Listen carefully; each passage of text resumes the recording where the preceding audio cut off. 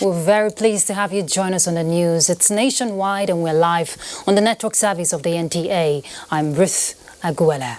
Kano State Government has approved the dethronement of Muhammadu Sanusi II as Emir of Kano. The decision was taken during an extraordinary meeting of the State Executive Council presided over by Governor Abdullahi Umar Ganduje. Abdullahi Mustafa has the report.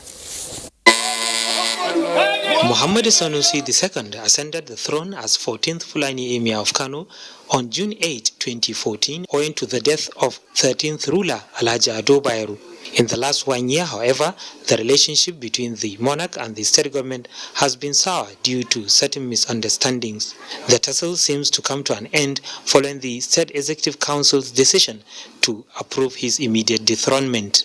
The Emir of Kano is in total disrespect lawful instructions from the office of the state governor and the other local authorities, including his persistent refusal to attend official meetings and the programs organized by the government without any lawful justification, which amounts to total insubordination. While awaiting the announcement of a new emir, the council enjoined the people of Kano to remain calm and go about their normal businesses.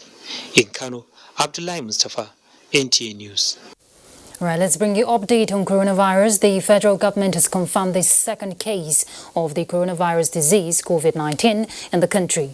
Minister of Health, Dr. Osage Ehanire, who disclosed this at a news conference in Benin, Edo State, said the patient is a Nigerian who had contact with the Italian citizen who imported the virus into the country. He stated that the patient, who had been in isolation, is now under quarantine. While calling for calm, the health minister assured Nigerians that the situation is under control. Nigeria recorded its first case of coronavirus disease on February 27th, if we recall. And following a recent release of a case of COVID-19 in Cameroon by the government of that country and the reported case in Lagos State, the Cross River State government has stepped up surveillance and intensified information dissemination in the state. Now, to achieve this, it is collaborating with the Vehicle Inspection Officers Unit on an enlightenment to maintain personal hygiene by operators of commercial tricycles in Calabar, South Local Government Area. Achibong Basi will tell us more. Taking proactive measures to curtail the spread of COVID-19 is the reason for this sensitization campaign brought to the doorsteps of operators of the transport sector, who drivers of this initiative say are important in the state's economic development. The operators were enlightened on the importance of regular hand washing and the use of alcohol-based hand sanitizers, while urging them to be conscious of their health as they interact with people. The Vehicle Inspection Officer, Paul Bepe, speaks on the choice of keke riders to kickstart the campaign. If the operators are safe, the passengers will probably be safe and customers will be safe. We also have a date for the commercial drivers. We also have a date for the truck drivers. So we are just starting with the keke because they are my first point of call. The Cross River State government says it is determined to ensure information on COVID-19 outbreak and the standard best practices in staying healthy is taken seriously. We have to step up our surveillance, we have to step up our information dissemination across the state just to keep Cross Riverians free. Remember, we border Cameroon at this end and there's one flight that can take you from Lagos into Cross River. Free hand sanitizers were also distributed to the commercial tricycle operators. In Calabar, Achibombasi, NTA News. All right, let's take you back to the issue on the dethronement of Emir of Kano State following the removal of the Emir of Kano, Mohammed Sanusi II, by the Kano State Executive Council. The mood at the palace, our reporter said, is tense. Elizabeth Yila Lamido report that the main entrance to the palace were barricaded. Let's see it. This is the main entrance to the Emir's Palace of the Kano Emirate, which is heavily guarded by security operatives since the announcement of the removal by the state government. All the royal guards have been withdrawn and no one is allowed into the palace. The royal flag behind me signifies the presence of the Emir in the palace. The flag is put up by 8 a.m. in the morning and put down by 6 p.m. Allah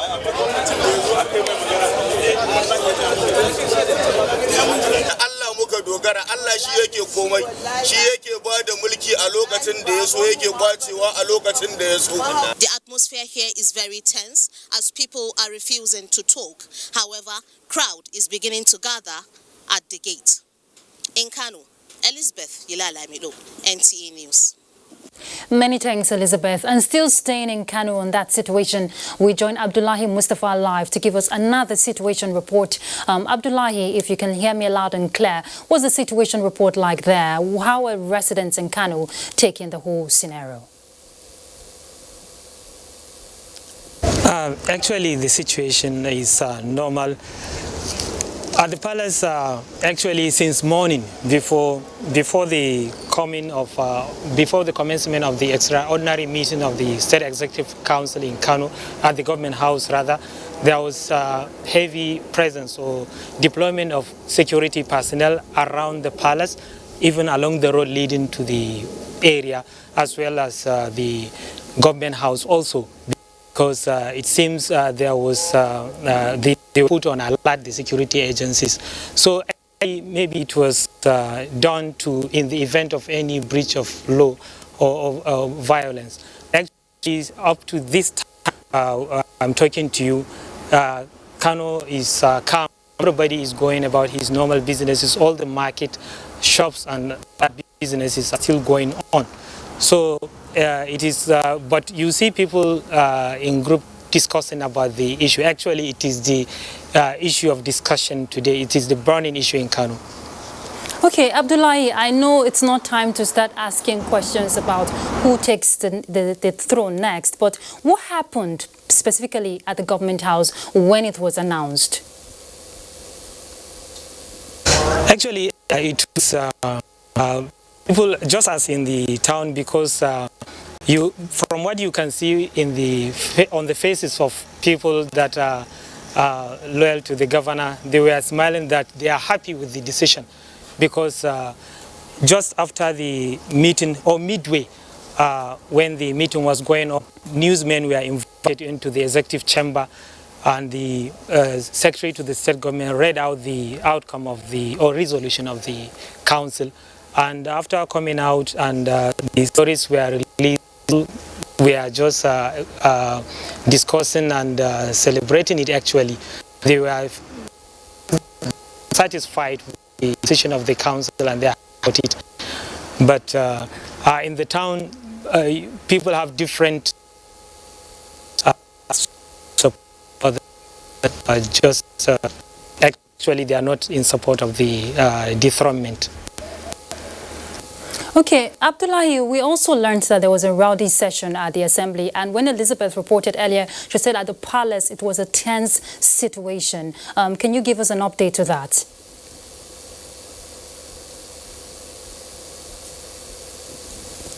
Was there in the morning at the State House of Assembly. This because there was another issue, a petition against the emir by a group, and there was even a rowdy session. Because he said to me, shed more light on what there. What actually? Okay, Samira is there to also give us another update. Samira, please tell us what happened at the assembly. For the presentation. Samira, if you can hear me, can you tell us how it went? We hear there was a rowdy session during the assembly, during the State Executive Council meeting. Can you tell us the situation?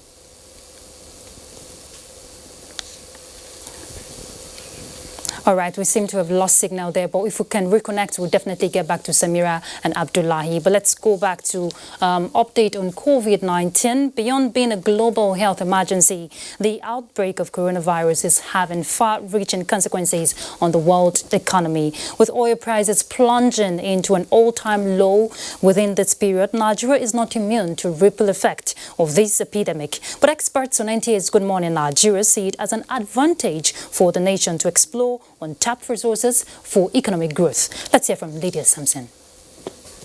The coronavirus outbreak has caused the Asian giant to close in on different fronts as it battles the novel virus, impacting the world in no small means. With oil price crashing, Nigeria's foreign exchange earner, crude oil, is unlikely to meet the projections for the 2020 budget. Some guests on the program called for sectoral appraisal that maximizes sectoral opportunities. We're likely to have in the next few months, a situation where the income from oil and from other oil-related imports, which increases our revenue, will go down, and we will be feeling the effect in not being able to fund our capital budget and being challenged in even recurrence and salary. And we are not immune. So when you drill down on what are potentially going to happen to the aviation industry, you see the drop in the passenger traffic because the flights going in and out of China, nobody wants to take that risk. While the challenges stare daringly, some other guests highlight the opportunities within in the trade volumes between Europe and Africa. We depend on oil to earn over 90% of our foreign exchange, and the demand has gone down. And unfortunately, like my colleagues have reported, there was a crisis in OPEC. The loan that was just approved by the Senate, 22.7 billion thereabouts. A number of us are very, very excited because for me, I think that is a process of diversification and, of course, increasing our capacity for productivity. The guests were unanimous on the need to start refining crude oil in Nigeria, as well as looking into the fiscal and monetary policy, which might serve as buffers. In Abuja, Lydia Sampson, NTA News. All right, let's rejoin our correspondent in Kano, Samira, who is at the State Assembly to give us first-hand information how it all went down when the announcement of the dethronement of the Emir of Kano was announced. So, Samira, I want to believe you can hear me now. Can you give us a situation report? We hear there was a rowdy session when the announcement was made. All right, we seem to be having signal problem there again, but let's take a break. We'll be back shortly, so stay tuned. Africa is a land of opportunities. There's no better time to be and become an entrepreneur in Africa. When I got my seed capital, it was just an idea. I didn't even have a business. There was no happy coffee. Right now, we are employing 22 young people. De recevoir le financement qui m'a aidé à démarrer cette activité et aider beaucoup. Having been an entrepreneur myself, let me help to create more. That is the driving force behind the Tony Elumelu Foundation. No one but us will develop Africa. We need to look inward to see how we can share prosperity. The future of Africa is in your hands.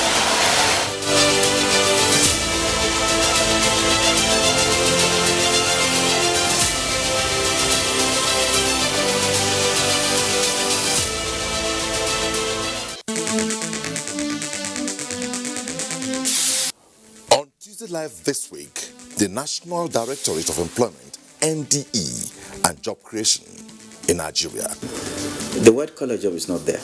You know, degree or no degree, you use your brain, you use your hands so that you can have something doing, so that you can earn a living. Tune in Tuesday Live at 10:30 p.m. with those who should know, profiling best practices. Don't miss it.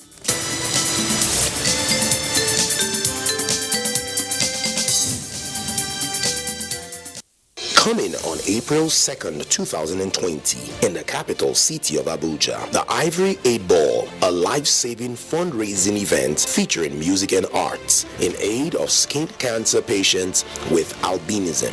For participation and sponsorship, call Edidiong on 070-197-73352 or Chinwe on 090-559-61514. This event is powered by Nigerian Television Authority, TV Enterprises, Federal Radio Corporation of Nigeria, FRCN, African Independent Television, and Ray Power FM, Silverbird Television, and Rhythm FM, the Albino Foundation, the Ivory 8 Ball, for a worthy cause. Watch out. My name is Balaunti. I'm the Managing Director of Petroleum Product Marketing Company, a subsidiary of NNPC. There are significant price discrepancy between Nigeria and its neighbors across Africa. There's a discrepancy of between 150 to 250 naira. That creates an incentive for arbitrage, whereby smuggling triumphed by taking petroleum product across the neighbors so that they can be sold at higher price. While the smugglers are making the money, Nigeria is paying for it. And that payment is distorting everything that we do in terms of planning, in terms of our ability to fund, and thereby taking money that is meant for development. The introduction of this Operation White will have a reduction of close to 6 million liters on daily basis, which if you take an average of 150, translate to a saving of over 1 billion naira every day. That is the benefit of Operation White, and we have started seeing the great benefit.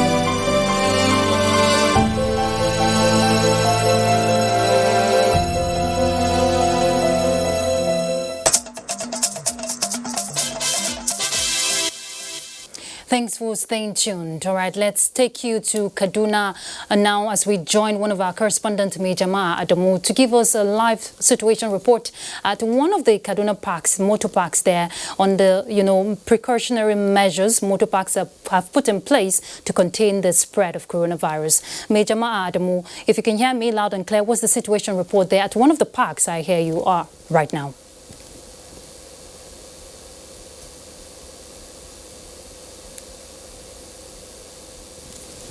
Hello, Rudiers. Welcome to Kaduna.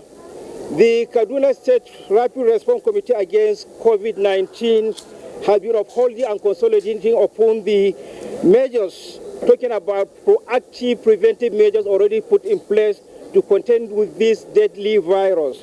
Already the Infectious Disease Center here in Kaduna has been augmented, while health workers under the Rapid Response Committee has been receiving training to enhance their capacity, and they have equally been deployed to entry and exit point across the state, talking about the airport, the train station, and the many motor parks across Kaduna metropolis, where more than 3 million people reside.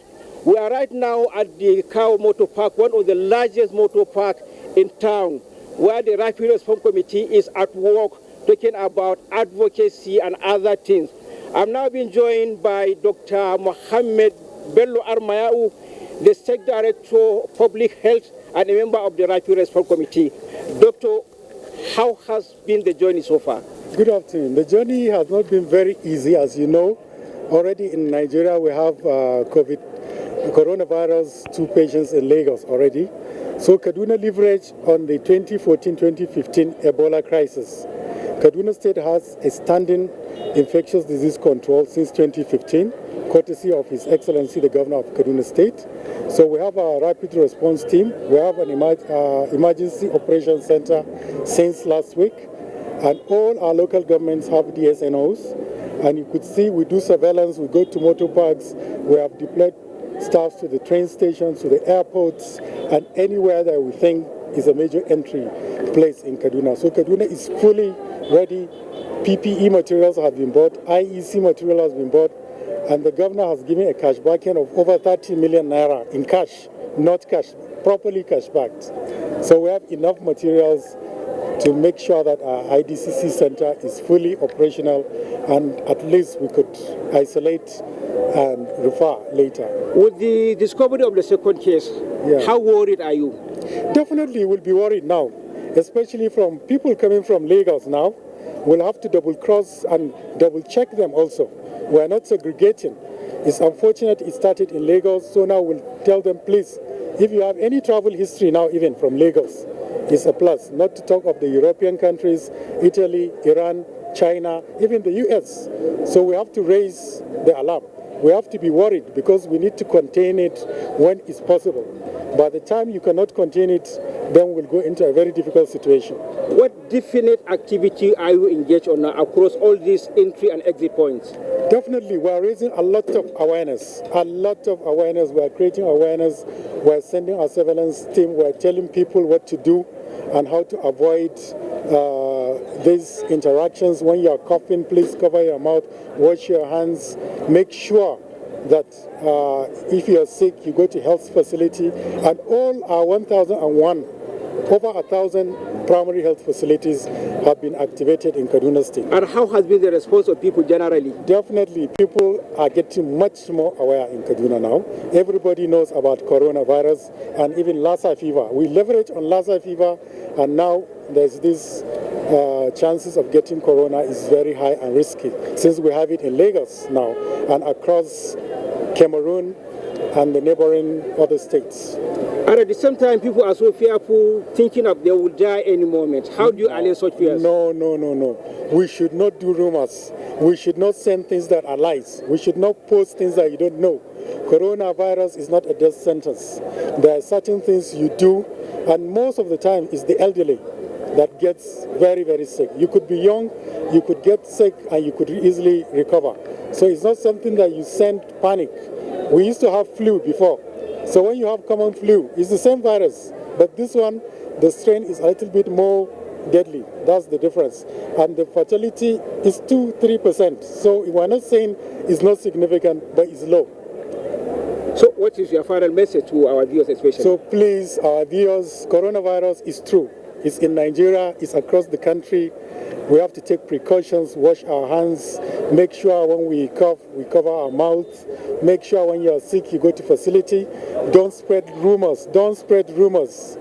Thank you so much. That's the solution. Well, we have been talking with Dr. Bello Mohammed Armayau, the Director of Public Health in the same Ministry of Health, a member of the Rapid Response Committee against the COVID-19.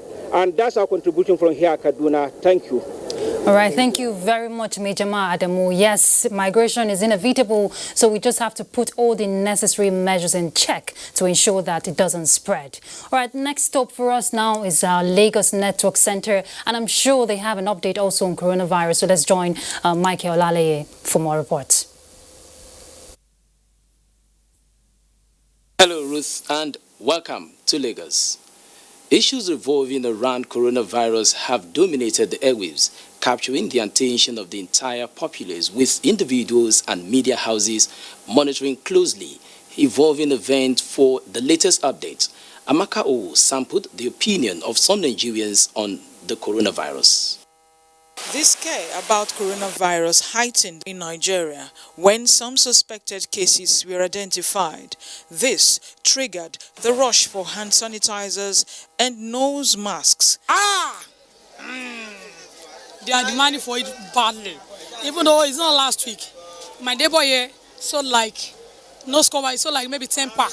The sanitizer, they bought it a lot. Price rates, it has really gone up. I felt very bad because Nigeria take opportunity of once they be like, everybody has to use it for, not to have this COVID-19 coronavirus. Surprisingly, some people feel that those in the business of these items were taking advantage of a situation and resort to other alternatives. I use antibacterial wipes. Yeah. Despite efforts to sensitize Nigerians across media platforms, some are yet to have a good knowledge of the situation. We don't use hand sanitizers here because we are here to confirm that the coronavirus is here in Nigeria. Others express fear over the spread of the disease globally. Nobody would like to be affected by the disease. In all, federal and state governments are not relenting in their efforts towards sensitizing and educating citizens to protect themselves against coronavirus. In Lagos, Amaka O, NTA News. The Standards Organization of Nigeria, SON, is among 7 agencies expelled from the CPOs in the wake of the implementation of the presidential order on the ease of doing business, with the African Continental Free Trade Agreement likely to improve the volume of importation. The Senate Committee on Industries is concerned about the influx of fake and substandard products and is calling for the reinstatement of the agency. Nigeria loses 15 trillion naira to fake and substandard products annually and is ranked one of the world's highest markets for the importation of uncertified goods. The ports, whether land, sea or air, are the entry points for sizable volume of these fake items. And the Chairman Senate Committee on Industries is optimistic that with the return of the Standards Organization of Nigeria, SON, to the CPOs, the country may likely save 50% of this huge amount. There must be a seat, an office for you to sit with the customs, to know what is going on. The same thing happens to Sugar Council. I'm sorry to say this. You are bringing in something, you don't have office to checkmate what comes in. How do you determine what goes out? So I think the legislator will look into that and amend it where it is necessary. Using the manufacturing industry to stimulate the pace of economic growth is a core mandate that must be achieved, and this oversight function is to assess the level of work done by SON at ensuring that quality products get into the country. We are leading other African countries in harmonization and breaking of trade barriers. Our lab, we have about 40 labs here, about 8 of them are accredited, then 20 undergoing accreditation at the same time to position them in readiness for the continental free trade. In the wake of implementing guidelines for the takeoff of the African Continental Free Trade Agreement, standard is sacred. Political parties should adopt a quota system in their constitutions and manifestos, with women and men having equal opportunities on their candidates list. This was a submission of women legislators at an event to commemorate International Women's Day. Hingino John Adams tells us more. Nigeria, out of the 469 members of the National Assembly, only 21 are women. This statistics is not going down well with some female legislators. Honorable Taiwo Oluga is the chairman, House Committee on Women in Parliament, and she is not keeping quiet about it, as her voice is high on this issue. The Senate President has done well. He has co-opted all the women into the committee. So we plead to our Right Honorable Speaker, Femi Gbajabiamila, to include us, because if you are not there, you cannot speak. At this gathering of female legislators, participants are coming up with strategies that will increase the number of women in both appointive and elective positions. I have set up a mentoring class, a mentorship class, so that I can mentor young girls, to see that they get educated first. Nothing is given to you on a platter of gold. And so whatever you want, from political inclusion to other offices, be it non-political or political office, you just have to work it out. Major takeaways would be for government at all levels to be more sensitive to the needs of the women, or even in terms of budgeting. With The resolutions made here, the female legislators are optimistic that by 2023, the figures will change in favor of women. In Lagos, Hingino John Adams, NTA News. And those are the stories trending at this hour in Lagos. Nationwide continues with Ruth in Abuja. Many thanks, Michael. Welcome back to Abuja.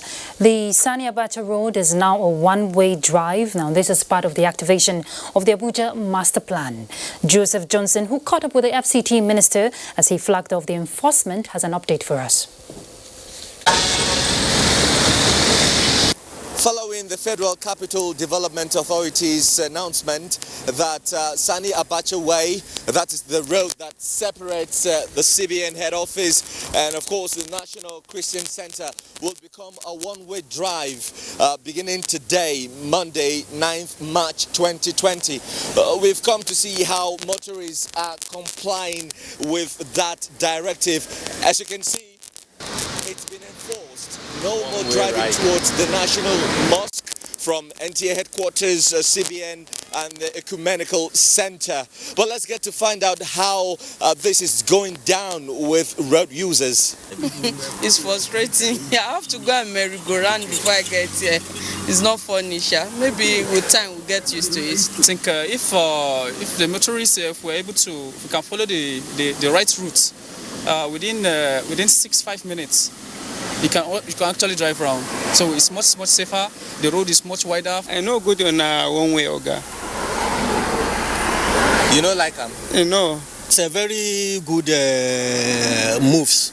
At least it will minimize the accidents and there will be the road safetiness will be very effective. This is one particular project that we have spent enormous amount of time and resources, because without completing this project, the northern and southern sectors of Abuja would not be connected. And now we've allowed traffic movement for the last few months, just to allow construction to continue. But we have reached a certain milestone where we have to now start enforcing the one-way traffic system.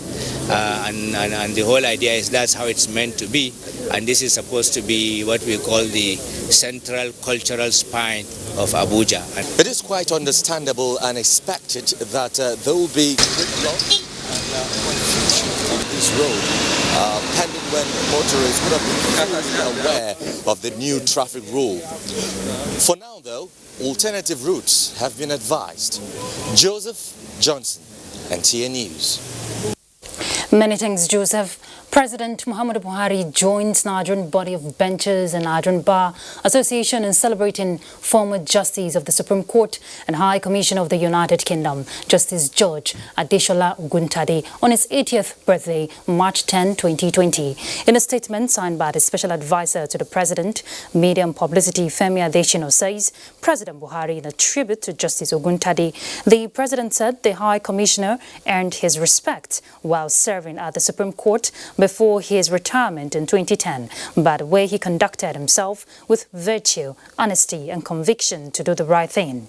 The President wishes Justice Oguntade good health, longer life and service to the country, and prays the Oguntade clan continue to increase. And Jos is our next stop on Nationwide as we join Felicia to bring us more reports on Nationwide. Thank you, Ruth. Welcome to Jos. As issues of gender equality dominate discourse in various forms across the country, women rights activists in Jos have joined in calling for more inclusion of women through economic development to enable them contribute to national development. This is the focus of some key players as they marked this year's International Women's Day, put together by Women for Women International. Bilkisu Nuhu has the details. This group of women drawn from different parts of the state are celebrating their determination, doggedness and resilience in changing the narrative of the women folk. They have over the years benefited from the gesture of this organization, which has empowered them socially and economically to contribute their quota to the development of their families and community at large. Women need to be economically empowered. When they're economically empowered, to a large extent, a lot of things, negative things reduces. Key players in women advocacy say activities of the organization for over 5 years has tremendously improved the lives of the rural women and men.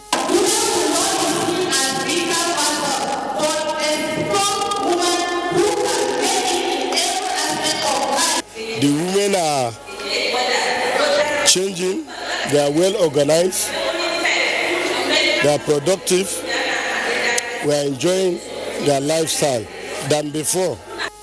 In a presentation on human rights, women were intimated on their rights, which includes right to life, inheritance, and other issues. Typically, if issues like this arise, or you even suspect something like this is about happening, you can quickly come to the commission and then lay your complaint, and then from there we'll take it up from that. The theme for this year's celebration is I Am Generation Equality, Realizing Women's Rights. In Jos, Bilkisu Nuhu, NTA News. The proliferation of unlicensed stores and self-medication among Nigerians are considered as a huge burden on the healthcare delivery system in Nigeria. Zenred Dimun reports that this was re-echoed at the 45th induction of pharmacy graduates, University of Jos. Pharmaceutical care is an integral part of healthcare delivery. The challenge, however, has been the effectiveness of pharmaceutical care.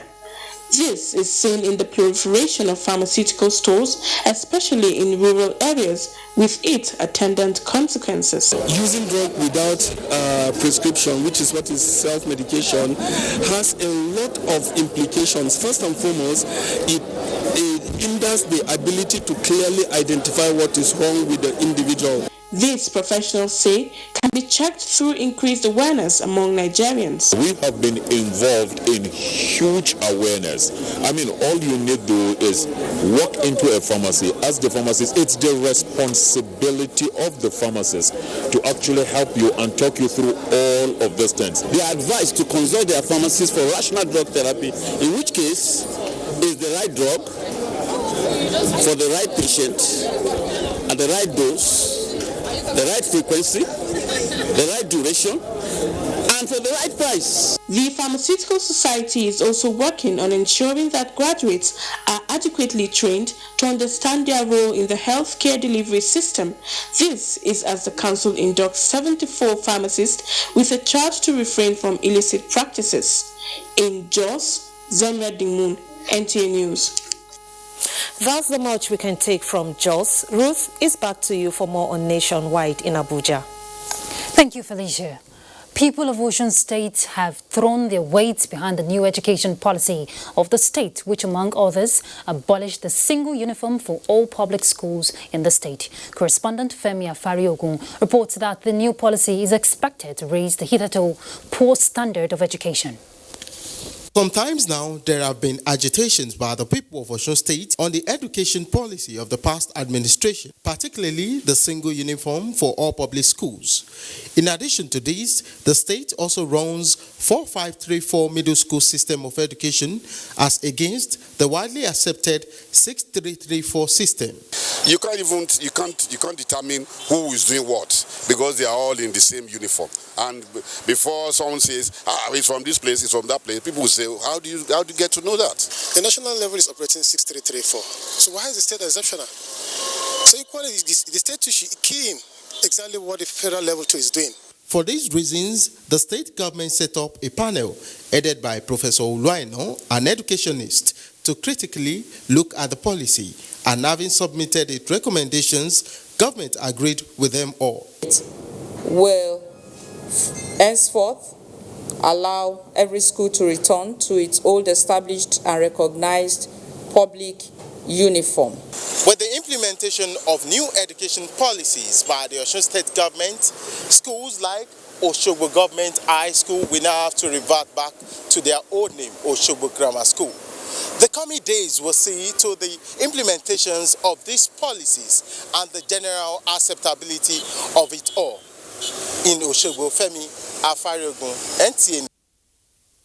Many thanks, Femi. Let's look at women issues. The role of women in nation building cannot be underestimated, and so the federal government will do all within its power to ensure that the Nigerian women attain greatness and as well achieve their goals of being worthy role models in the society. This was the message of the head of service to women at the commemoration of the 2020 International Women's Day by the head of service Christian Fellowship in Abuja. Let's hear from Doindia.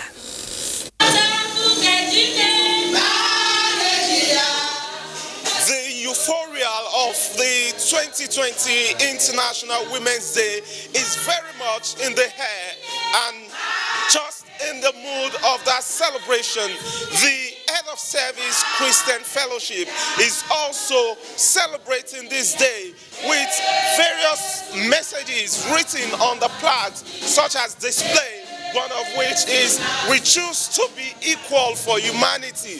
Another said gender equality, economic prosperity. And that is the message for this year's celebration. I have one of the women here who will shed light on the event of today. The theme is each for equal. And when we are talking of equality, we are saying we should give everybody opportunity. That is gender right. Thank you very much. One important message that I'm taking away from here is the fact that the women actually been the forefront of contributing meaningfully to the socio-economic development of Nigeria. And of course, you see that playing out during elections, seeing their ability to multitask, and that is why it becomes imperative for all and sundry to support these wonderful women even as they celebrate womanhood.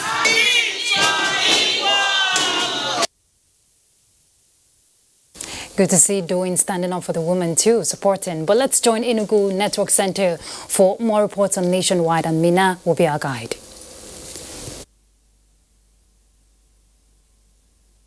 Many thanks, Ruth. Good afternoon and welcome to Enugu. Since the outbreak of coronavirus in China and the first confirmed case in Nigeria, there has been anxiety in every quarter for the fear of the deadly virus. Nigerians, including residents of Enugu State, are calling on government at various levels to take proactive measures to prevent the virus from spreading. In this special report, Chidi Okorafor takes a look at the people's reactions and the levels of preparedness of the state government to prevent and subsequently tackle the virus in the event of an outbreak. The first case of the coronavirus outbreak, also called COVID-19, was reported in Wuhan, China, and subsequently spread all over the country. In Enugu, residents and medical experts have reacted to the escalating nature of the virus, what government has done and is doing to prevent and contain any possible outbreak. They've activated their own, emergency operations center with all the activities that should be done. Once you have a patient that has fever, that has history of having traveled to any of those places, that has cough or shortness of breath, difficulty in breathing, you isolate. We haven't had any case yet, but we're prepared and set in case we should have somebody with such a problem. The state government has also supported by putting things in place, by providing things we're supposed to use for hand washing, sanitizers, drugs, to keep in case we should have any outbreak. The Minister of Health, Professor Osage Ehanere, had urged Nigerians not to panic as the government, through his ministry, is working around the clock, strengthening through the VOR site for regulation of flight activities, the runway, the automatic weather observing systems, among others. According to the project consultant, the 17 identified areas of first attack have been tackled, including the draining of waterlogged areas on the runway and creation of collector drains to avoid ponding during the rains. He assured that the quality of the extended 3 kilometers runway is high enough to accommodate heavy aircrafts. And this airport is being designed to go over from pavement classification, to go over and above the aircraft classification by more than 25%. The committee chairman insisted on quality and timely delivery of the project. Anything outside this time is not acceptable. At At the International Terminal building, the contractor told the team they needed more funds as they worked towards completing the project by the end of the year. The committee, earlier on arrival, paid a courtesy visit to the state governor, Ifeanyi Ugwuanyi. In Enugu, Susan Eze, NTA News. The governor of Enugu State, Dr. Ifeanyi Ugwuanyi, says the state government is determined to ensure equal rights for both men and women in the state. Governor Ugwuanyi made this known during the commemoration of International Women's Day in Enugu. Once again, Susan Eze reports. This year's International Women's Day tagged I Am Generation Equality, Realizing Women's Rights. The governor, Ifeanyi Ugwuanyi, who was represented by the Deputy Chief of Staff, said the state government is committed to partnering women, adding that the same responsibilities given to men will always be given to women in the state. The Enugu State government, under the watch of His Excellency, Right Honorable Dr. Ifeanyi Ugwuanyi, has always shown a clear commitment to the protection and promotion of women's rights. The Chief Judge of Enugu State said the justice system is designed to provide succor, equity and fairness to the citizens in line with the attendant laws of the state, regardless of gender, color, among others. Sensitize women in the rural and urban areas to enable women at all levels to seek redress on matters affecting them. The Commissioner, Ministry of Gender Affairs and Social Development, explained that women should be given equal opportunities in the society. The social protection policy targeting women and poorest of the poor to protect and promote their rights. UNICEF representative Victor Atuchukwu encouraged women to make efforts in ensuring gender equality. The event was well attended by people from within and outside the state. In Enugu, Susan Eze, NTA News. And that does it from here. It's back to you, Ruth, for a continuation of Nationwide. All right, thank you, Mina. And for us now, we take a break. We'll be back shortly. Transmission is mostly through droplets from sneezing and saliva. The most effective way to protect yourself from the virus is to practice good personal hygiene. Wash hands with soap under running water or use an alcohol-based sanitizer if water is not available. Maintain at least 2 meters distance between yourself and anyone who is coughing or sneezing. Cover your mouth and nose with your elbow or tissue when you cough or sneeze. Dispose of the used tissue immediately. If you have traveled recently to a country with COVID-19 outbreak in the last 14 days and you have a fever, cough, or breathing difficulty, call NCDC toll-free numbers before going to the hospital. This message is from the National Orientation Agency. We came back that day, our light took off from the pole. Once I saw again smoke from that window, from that kitchen, I was like, what is going on? Because they say he went to the car to go and bring fuel and gel, like when he's pointing, explode.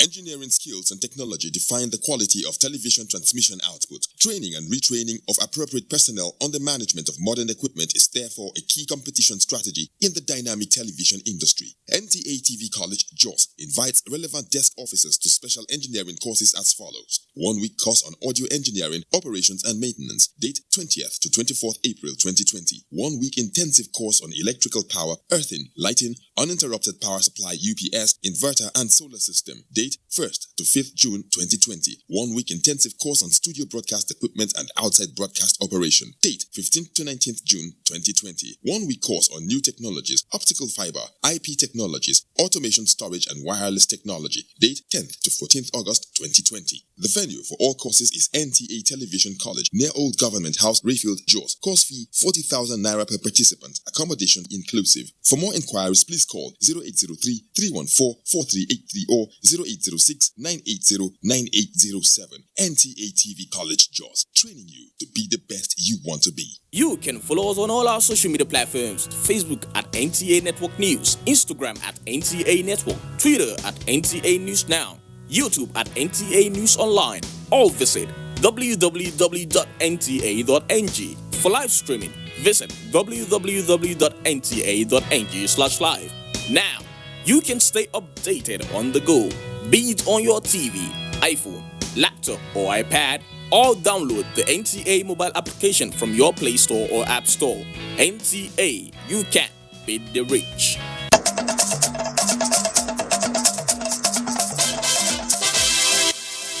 Many thanks for being there. Now, earlier we told you of a new education policy that was introduced in Oshogbo, where that abolished, single uniform for public schools in the state, where we have the Chief Press Secretary to the Governor of Osun State, Ismail Omikbidon, now join me live via Skype to give us an insight to the situation, talking about the new policy.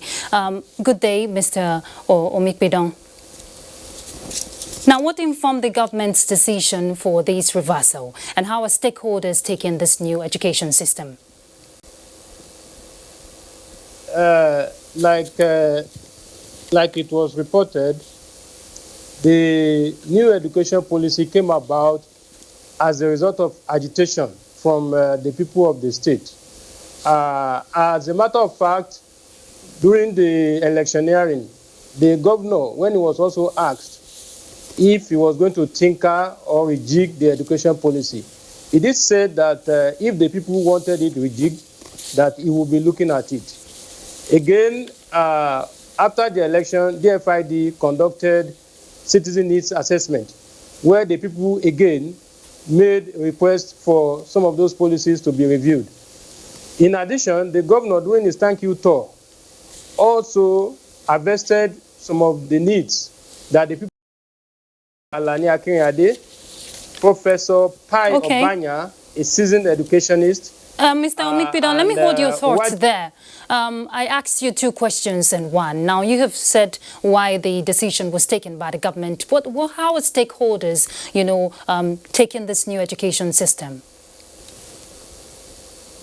So those recommendations that were adopted by the state government at its executive council meeting. Okay, so I don't know if you heard my question. I'm talking about the stakeholders now. How are they taking this new policy, stakeholders in the education system in the state? Well. Hello? Can you hear me, Mr. Omikbidon? I said, how are stakeholders taking the new education policy? Interestingly, the stakeholders embraced it. Okay. As a matter of fact, in about 15 months that we have been in government, apart from the regular payment of salaries, which resonated well with the stakeholders, cutting across party lines, the review of these educational policies is another policy that resonated well with the stakeholders across party lines, across religious lines. It's a policy that is very popular with the people. All right. Thank you very much. The Chief Press Secretary to the Governor of Osun State, Ismail Omikbidon, has been talking about, giving us an insight on the new education policy in Oshogbo. Let's look at other issues. Piracy is one phenomenon that has continued to disturb the progress of writers and publishers, necessitating the need for more stringent measures to safeguard the intellectual property of artists. This is the takeaway from the meeting of States Chapter Chairman and Secretaries of Association of Nigerian Authors in Abuja. Let's hear from Abdullahi Musa Suleja. Film producers and artists alike, publishers and writers have all been grappling with challenges posed by pirates, a development the Nigerian Copyright Commission is poised to tackle. The meeting of chairmen and secretaries of Association of Nigerian Authors in Abuja was to, among other things, pass a vote of confidence on the commission and the need for government to do more in increasing its capacity. For the Abuja gathering, the unwholesome practices associated with pirates have overwhelmed the regulatory body, hence the need for drastic measures in that direction. So you need more and more personnel that can be everywhere and be more equipped in terms of their training, so that people who are working, bringing out all these intellectual materials and property, they should benefit. The association also intends to scale up collaboration with the Commission in its fights against piracy in the country. Abdullahi Musa Suleja, NTA News. Let's look at sporting activities. Cherryfield